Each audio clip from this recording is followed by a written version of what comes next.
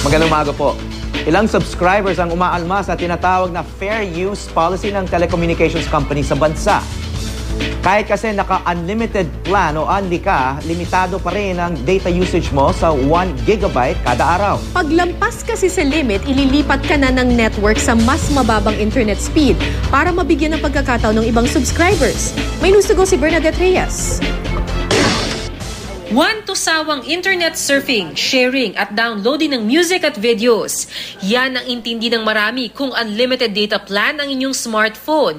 Kaya sulit na sulit yan kay Andrew. Having data plan on my phone, it makes me connected to yung mga Facebook, Twitter, I'm connected to the internet.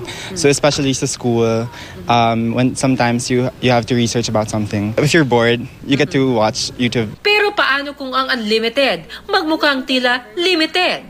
Ganyan daw ang naramdaman ni Andrew nang matanggap ang text mula sa kanyang network para sabihing pinabagal na sa 2G ang kanyang internet speed mula sa 3G dahil naabot na raw niya ang data limit ng network kada araw. Kunyari yung all day ka nag-YouTube, tapos bigla na lang sa gabi, hindi mo na magamit yung same speed mo. Parang, what's the sense of having this subscription? Mismong National Telecommunications Commission na nagsabing pinapayagan ng limitasyong yan sa ilalim ng Fair Use Policy para raw ito sa kapakanan ng mas nakararaming subscriber. May mga gumagamit na umaabuso para yung iba ay makagamit doon sa network na yan, ay ililipat ka ngayon sa mas mabagal na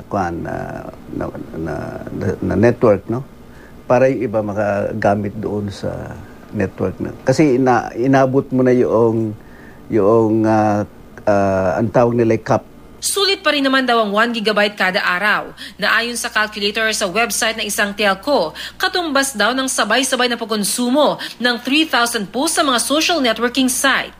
Mahigit 1,000 instant messaging o chat session, 1,000 email na may attachment, 500 web pages, at 200 minutes o mahigit 3 hours ng streaming video.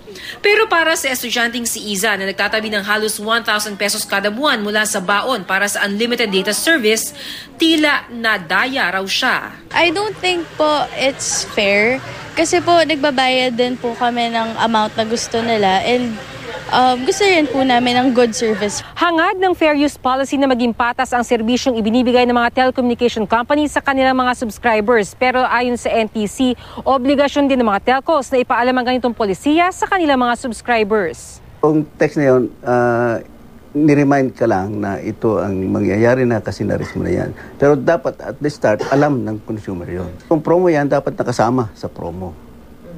So, in the form of written? Or? Yes, sa ads nila. Ipinatutupad din ng mga telco sa ibang bansa ang fair use policy. Pero sabi ni na Andrew at Iza, hindi sila nasabihan ukol dito na mag-subscribe sila sa kanilang network. Kung magreklamo sila sa NTC at mapatunayang nagkulang ang telcos, pwedeng pagmultahin ang mga kumpanya ng 200 pesos kada araw hanggang makakomply sa pamantayan ng NTC. Sinusubukan ng GMA News na kunin ang panig ng Globe, Smart at Sun, pero wala pang formal na tugon ang mga ito. Bernadette Reyes, GMA News.